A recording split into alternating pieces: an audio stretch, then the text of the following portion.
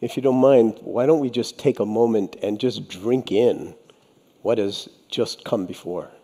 Because the magnitude of it is insane. Or should I say, Sane. but you know what I mean, because it's asking a lot of us. So let's just take a moment and drop into a sense of the body as a whole, seated if you're seated, breathing if you're breathing, which hopefully will be the case for a while.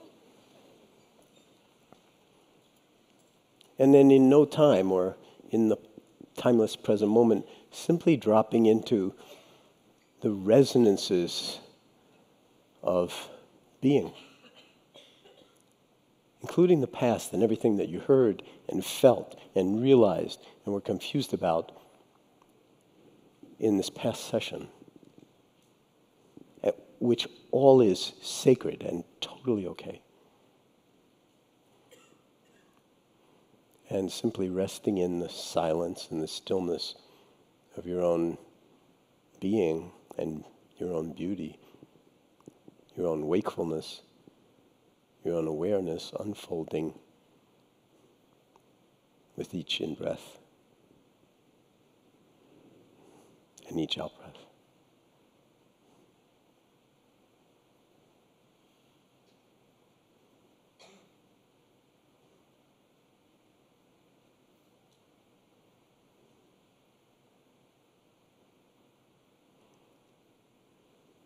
And seeing if you can actually invite yourself, without striving or constraint, to be as comfortable in your skin right in this moment as is humanly possible for you. To bring some of that non-dual rigor that Katie was, embodying. No separation. So underneath all your thoughts, your ideas, your judgments about yourself, into the sort of vast spaciousness of your own awareness, your own domain of the heart, domain of the body, domain of mind, with no separation.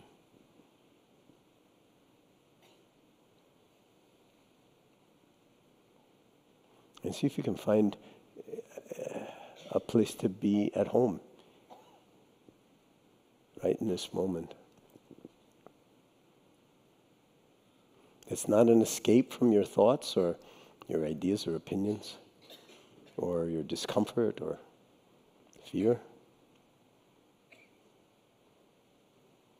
but it's simply the space in which all of that unfolds and is met and known.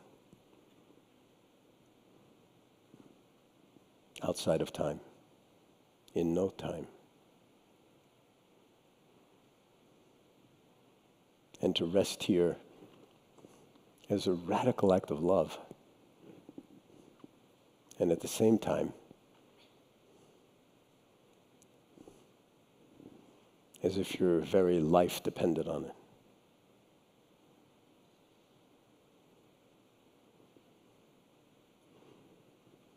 Not just on your breathing, which of course we know is literally true,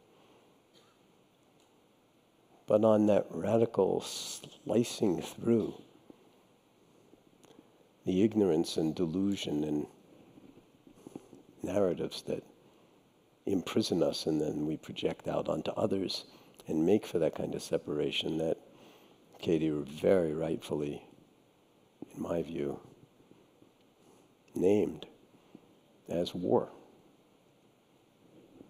warfare. And the warfare out there always is preceded by the warfare and the ignorance and the delusion in here. Can it be met, known, held, and observed in such a way that in the being met, known, held, and observed, we see its insubstantiality, its impersonalness,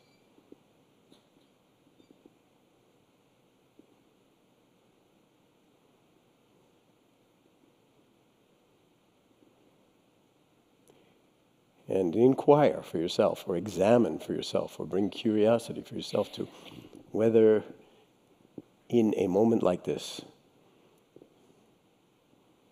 you're not already whole.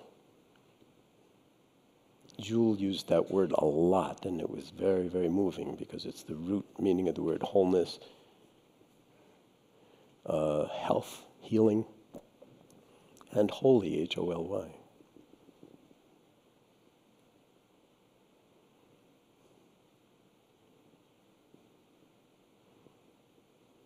And that, as Katie was saying, you're not already full, complete, already who you are in a far deeper knowing than mere thinking. You're conceptualizing the stories we tell ourselves about how someone else is the problem.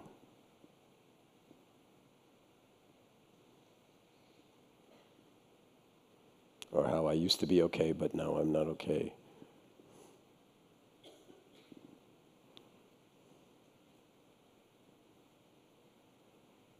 Or how I would be happy to be okay if only all these impediments to my happiness out there in the world would go away.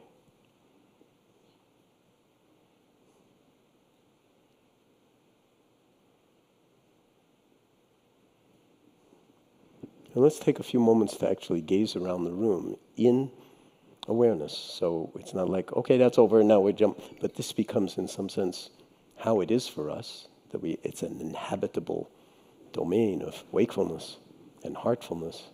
Looking around, and we sitting up here are really privileged to see the enormity of your faces and to also feel the enormity of the power of hundreds of people sitting in silence, fully present.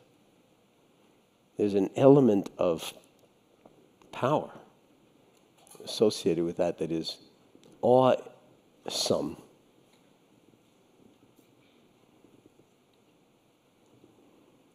And that makes far more powerful statements at certain points in time and at certain junctures than any amount of yakking, any amount of talk.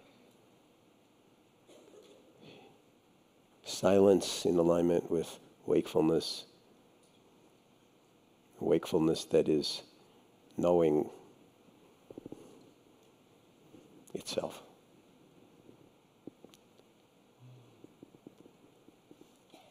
So I was struck by, in your dialogue with Katie, how, very rapidly, of course, knowing Katie, this is guaranteed to happen.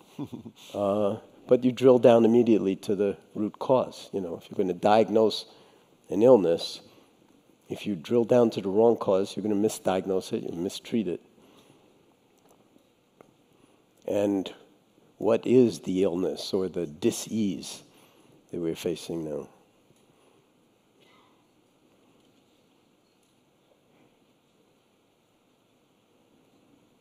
And to what degree could we liberate ourselves and transform the world, just as she said, virtually instantaneously via liberating ourselves? It's like a crystal lattice structure. As soon as one atom in the crystal lattice changes, the entire lattice structure is in some subtle but not insignificant or trivial way completely changed. And this has profound social and political and economic ramifications. And we're, in some sense, as you heard, in terms of humanity, it's only been 400, 500, 600 generations of human beings since the last ice age and the beginning of history and the beginning of kind of ongoing, accelerating warfare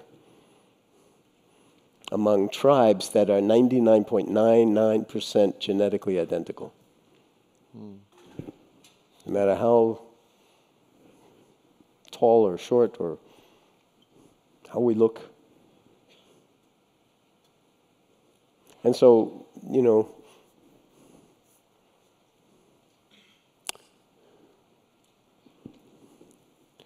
maybe wisdom is the only sane response to delusion. Whether it's institutionalized delusion or harm or greed or othering, separation, and then of course manifesting in all the ways that, just read the newspaper for 5 seconds and you'll just get enraged or a headache because of falling into the us and them dualism. Maybe after 6, 7, 8,000 years, 10,000 years of warfare, maybe we're ready for something else. Embodied wisdom. And no one knows how to do it. I mean, it's not like Katie's telling you what the outcome can be. What she's pointing at is what the possibilities are when we learn to get out of our own way. And that's what all these meditative practices are. In some sense, different doors into the same room. And the room is here. And that doesn't mean, meditation is some big passive thing where we'll just kumbaya and reduce our stress and everything else. Which is all wonderful. But the real meditation is living with integrity, living an ethical life, living life as if it really mattered, really, really mattered. And that we have no time. Time is running out. We can see a clock where, we literally think time is running out. But time is not running out. We got infinite opportunities if we can find a way to be in alignment with our deep humanity, the full genetic component of who we are, as opposed to being lost in and attached to the us and them modalities or the I'm not good enough modality or whatever, and all the stories that we generate around why it's so because of our past history and so forth. And then never mind Trump, I mean, I thought it was a beautiful example that, you have trouble with a family member. And carry a whole genetic component of that for 50 or 60 years. And of course it wouldn't be a problem except that it's his fault, right? We all know that. It's his fault. And I got like 100 different, if my memory's good, and 100 different things that I could accuse you of over the past 25 or 30 years. That happens in families. So what better place to actually begin the process of exercising the muscle, if you will, of wisdom or mindfulness or compassion by utilizing the opportunities close at hand to not change or improve on ourselves, but be who we actually already are, but get lost when we get lost in thought and then captured by the us and them mentality or the I'm not good enough mentality. And the awareness is good enough. It's always good enough. And then what you do next, that's the future. When you know, you'll know. So if a lot of you are feeling, well, I really want to act, but I don't know what to do. I certainly feel that a lot of the time. I do not know what to do. That's a blessed state, not knowing.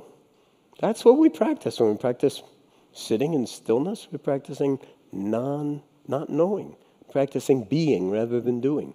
Then the doing can flow out of the being. It's entirely different doing because you've tuned the instrument. You've remembered what has touched us. And there's so many people here who have touched, I'll just speak for myself personally, so many different ways, doors into this room.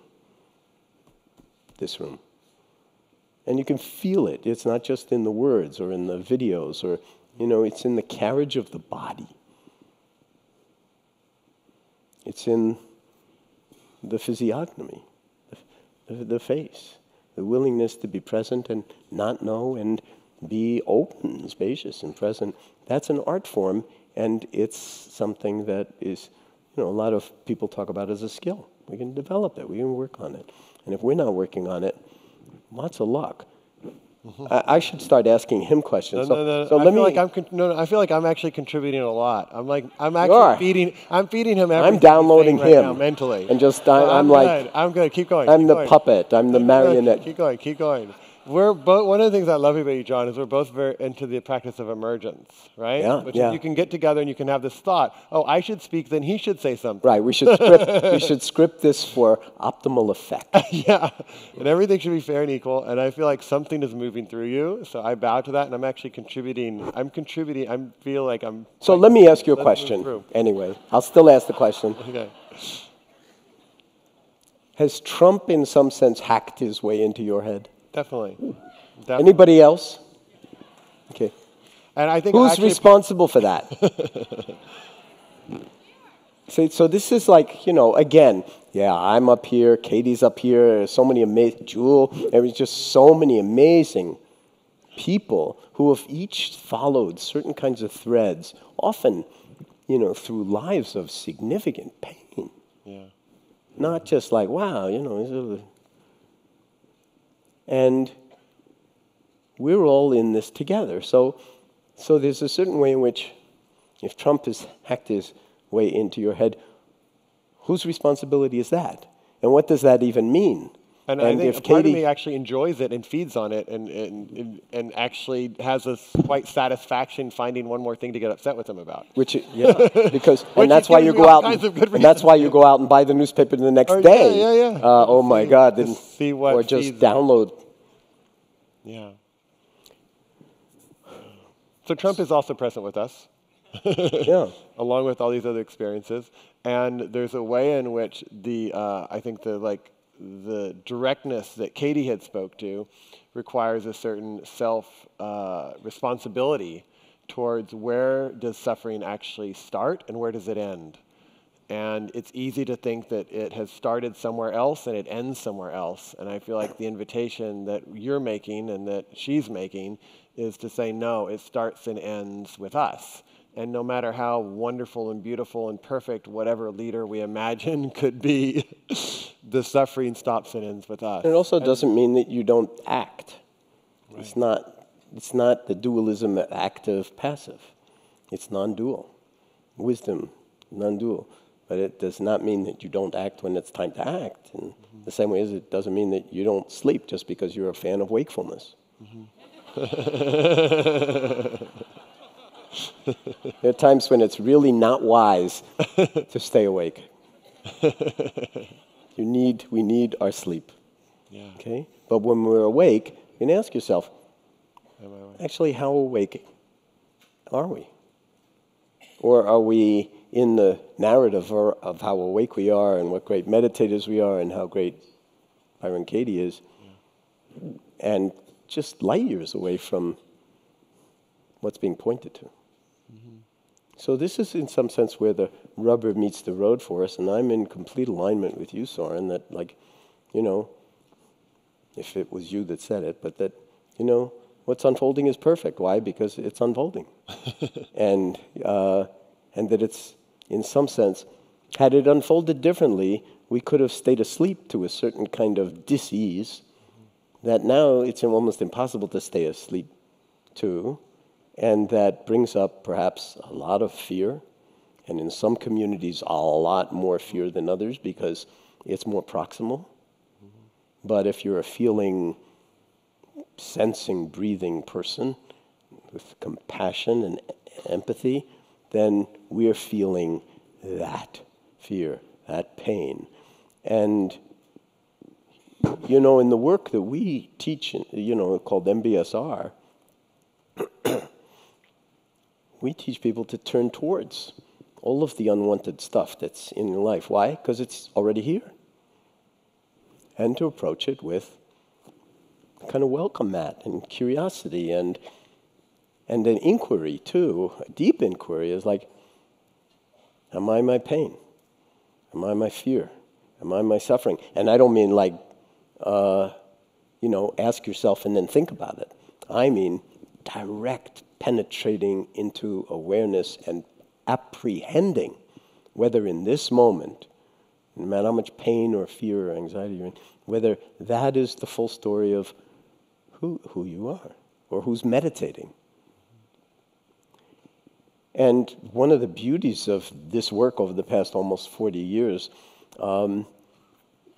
just to talk about MBSR, is that we don't ask people their political persuasion when they come in with back pain or cancer or heart disease or any chronic anything. We just assume, oh, another full-blown miraculous being has come into the room. And we don't look at the diagnosis either. Everybody comes with a diagnosis. As a rule, we don't look at the diagnosis because we want to meet the human being. How many of you use hospitals ever? Dangerous, but sometimes necessary. Raise your hands up high. I want to feel that. How many of you go to the hospital sometimes? Okay. So now it's all electronic medical records, but every time you walk in the door, they need to know you've walked in the door because they need to charge you. And that's called an encounter form. But we've noticed over the years that the business of medicine is into the encounter forms more than it's into the encounter. If you're not careful, you could go through a whole visit to the hospital or stay in the hospital and never be met, never be encountered in an open-hearted spaciousness of not knowing and beyond the diagnosis or the treatment, like a human being in the bed or in the chair. And when you turn that around, when you exercise or catalyze an orthogonal rotation in consciousness, same hospital, same patients, same doctors, same everything, only everything's different because we've got mindfulness. And so we can see, feel, hear the actual lattice structure of being, and we have an infinite number of degrees of freedom of how we are going to be in relationship to what we don't like, feeling, say, disregarded. Right. You know? I think that level of attunement allows us to feel into what the response that needs to come through in that moment versus the repetitive. And then you don't need to be wounded about it. Because when you're honest, you just take care of it. In that moment, it evaporates, and then you just reel with, but you don't take it personally. So this is one of the most powerful elements of any kind of mindfulness practice, is to recognize how easy it is to take personally that which is not personal. Whether it's Trump or whether it's, fears of what's going to happen or anything. These are narratives that may be true to a degree, but to a lot, it's like this whole thing about false news is very interesting because, there's a lot of dissimulation and propaganda, and it's always happened in dystopic times and in, pre-fascist times and everything else. I mean, Goebbels has a great quote about, just keep telling the lies long enough and big enough and find a scapegoat, and everybody will, be happy. But at the same time, if we can apprehend that, then we can also see that a lot of the stories we tell ourselves are false news. And you asked Katie, what's new? You did ask Katie. What is real news? Real news. And there's a line from a Wallace Stevens poem, which is in Coming to Our Senses. I don't remember the whole poem, but the last line is, and it's all about bombs falling on cities and everything else. I mean, it's like a real poem of pain and desolation, destruction, and blackout. And the last line is, the real news is there's no news at all. No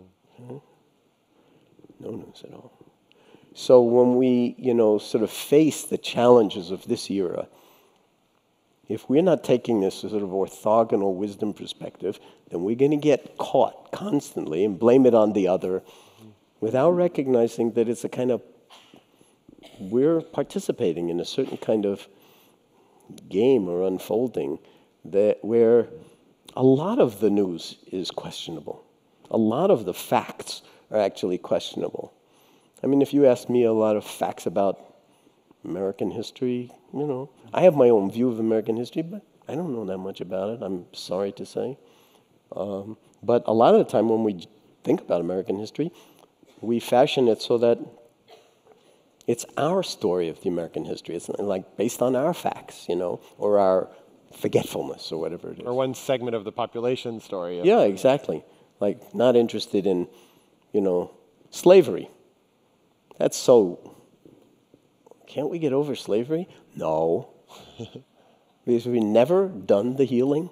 Jack Cornfield, I think, said, truth and reconciliation around the legacy of slavery is non-trivial. What about the Native American genocide? Thing. So we can point our fingers at the Palestinians and the, everywhere in the world where, if only they had what we had, they would be so enlightened. Look at us. So there's a certain dis-ease of the body politic, and I think Katie's absolutely right. If we're not willing to align ourselves with what's deepest and best and most beautiful in us on a virtually moment-by-moment and everyday basis, then the prognosis is that we're going to just get more of the same. And there'll be an enormous amount of harm, potentially. We need, you said, third way, or an alternative way of dealing with this. And I think, people in this room, I have an enormous amount of optimism and faith. And not just this room, but the sort of online world and all the other worlds that intersect with this, that, this is our curriculum for the moment. This is our curriculum. What does it mean to be human in this kind of a time and to lead with our humanity as opposed to leading with our fear without denying the fear? So what's your sense of, I think, Glennon Doyle forward? said something the other day where she's like, sometimes it's great to hit rock bottom because that's where you can push off from. Yeah.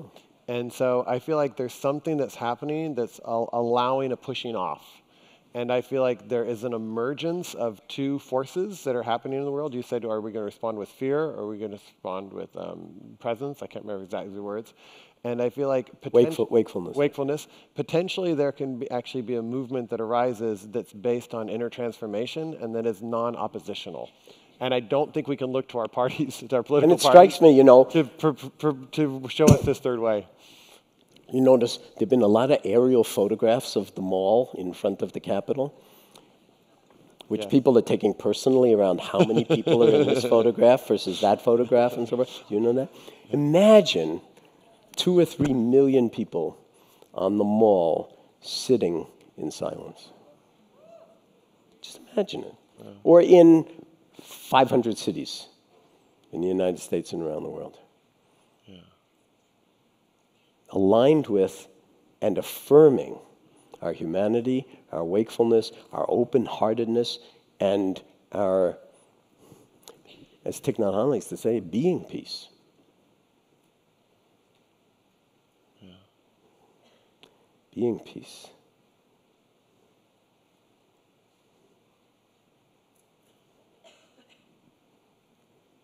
Being wise. Being generous, grateful, compassionate. These are all aspects of our humanity that are cultivatable. And if I was in Europe when the election happened, and I can tell you, I was in Germany and France in those 2 days, and boy, they were really bummed out by the election. And my message was very simple.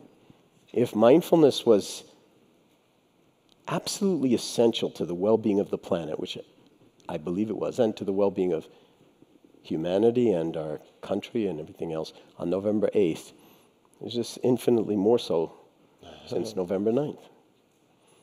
That means we got our work cut out for us.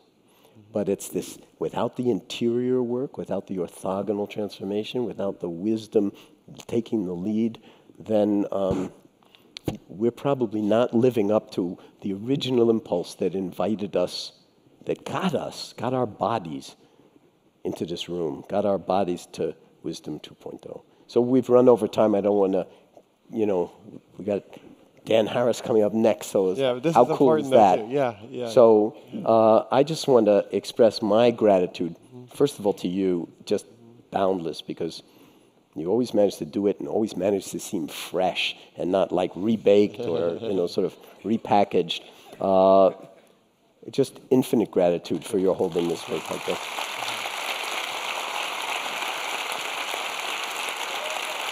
And then, even more importantly, because like if you build it, will they come? Your infinite gratitude to you and that original impulse. And I would ask you to actually meditate on it, reflect on it, do inquiry on it. What is it that really, really, really, really, really brought you here to this conference? Whether you're sitting at home in, Kuala Lumpur or Moscow or wherever it is, or your body is here. What is it? Why are you tuning in? What is that? And I would just venture to say that that is wisdom and that is trustworthy. And so you can, in some sense, we can put our trust in that and then put our bodies where they need to be with full embodiedness, full presence. So thank you, folks. Beautiful. Thank you. Thank you. And I just want to say,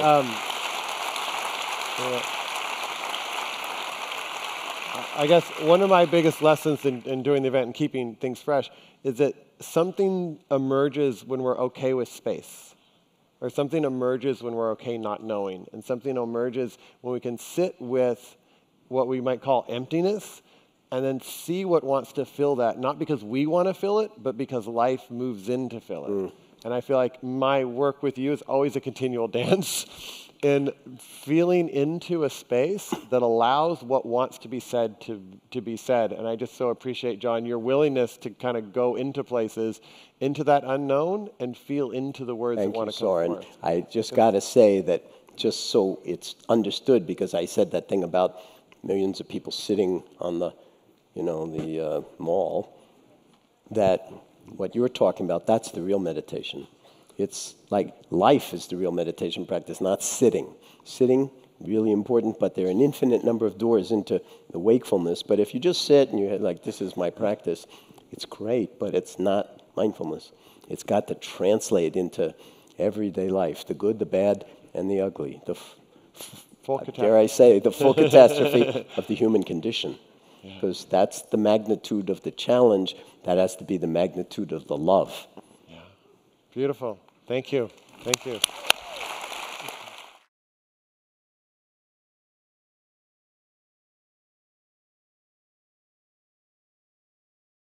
Into the sort of vast spaciousness of your own awareness, your own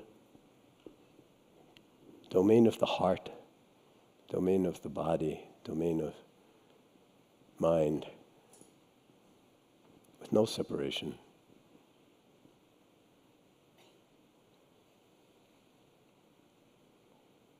And see if you can find a place to be at home, right in this moment. It's not an escape from your thoughts or your ideas or opinions or your discomfort or fear,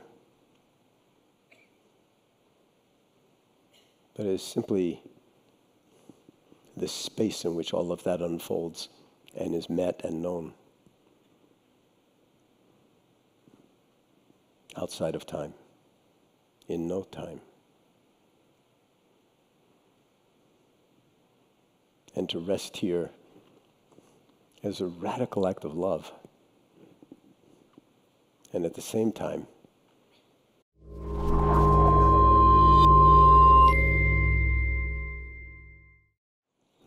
if you don't mind, why don't we just take a moment and just drink in what has just come before? Because the magnitude of it is insane. Or should I say, Sane. But you know what I mean, because it's asking a lot of us. So let's just take a moment and drop into a sense of the body as a whole, seated if you're seated, breathing if you're breathing, which hopefully will be the case for a while. And then in no time, or in the timeless present moment, simply dropping into the resonances of being, including the past and everything that you heard and felt and realized and were confused about in this past session, which all is sacred and totally okay. And simply resting in the silence and the stillness of your own being and your own beauty, your own wakefulness, your own awareness unfolding with each in-breath and each out-breath.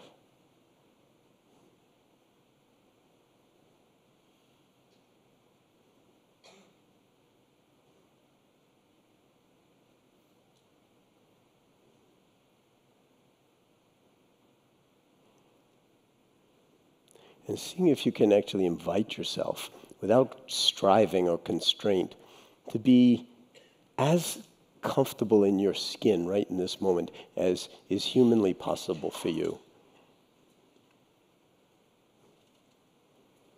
To bring some of that non-dual rigor that Katie was, embodying. No separation. So underneath all your thoughts, your ideas, your judgments about yourself, as if your very life depended on it.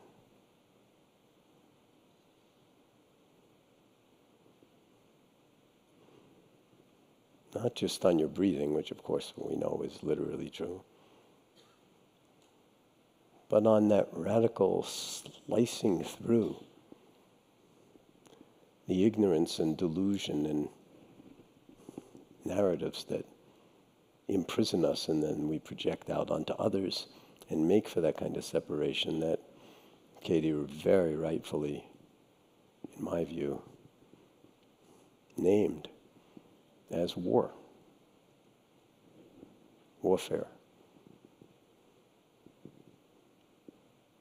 And the warfare out there always is preceded by the warfare and the ignorance and the delusion in here. Can it be met, known, held, and observed in such a way that in the being met, known, held, and observed, we see its insubstantiality, its impersonalness.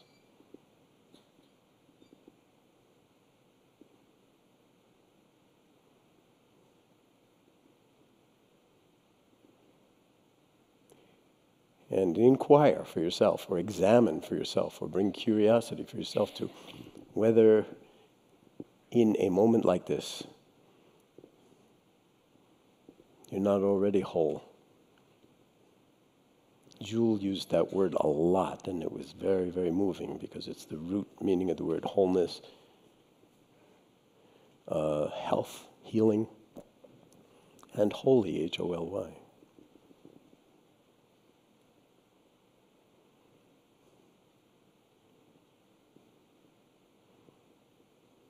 And that, as Katie was saying, you're not already full,